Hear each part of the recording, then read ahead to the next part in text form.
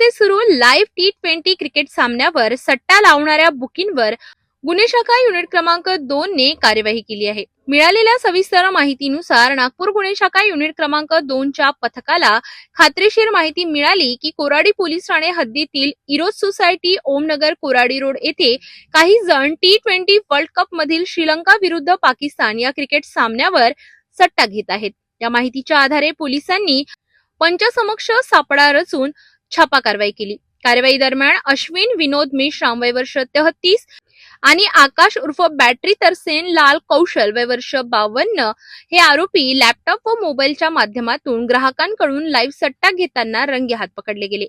आरोपींकडून एक लॅपटॉप, वेगवेगळ्या कंपनीचे 8 मोबाईल फोन, इतर इलेक्ट्रॉनिक साहित्य तसेच MP 28 ZP 2497 क्रमांकाची दुचाकी असा एकूण अंदाजे 3,34,000 रुपयांचा मुद्देमाल जप्त करण्यात आलाय। चौकशी दरम्यान आरोपींनी फिरोजभाई आणि परेश साधवानी या साथीदारांच्या मदतीने लाईव्ह सामन्यावर सट्टा चालवत असल्याची कबुली दिली। या प्रकरणी कोराडी पोलीस ठाण्यात महाराष्ट्र जुगार प्रतिबंधक कायद्याच्या कलम 4 व 5 अन्वये गुन्हा दाखल करण्यात आला असून पुढील तपास सुरू आहे। क्रिकेट सामन्यांच्या नावाखाली सुरू असलेल्या सट्टेबाजीवर नागपूर पोलिसांनी पुन्हा एकदा धडक कारवाई करत बुकिंगचे जाळे उघड केले आहे। या प्रकरणाचा पुढील तपास सुरू असून फरार आरोपींचाही शोध घेतला जातो आहे। आम्हाला गोपनीय माहिती मिळाली होती की जे काही आता क्रिकेटच्या सिरीज चालू आहे त्यामध्ये त्या दिवशी श्रीलंका आणि पाकिस्तान या संघांचा जो क्रिकेटचा सामना होता त्याच्यावर क्रिकेटचा सट्टा चालू आहे।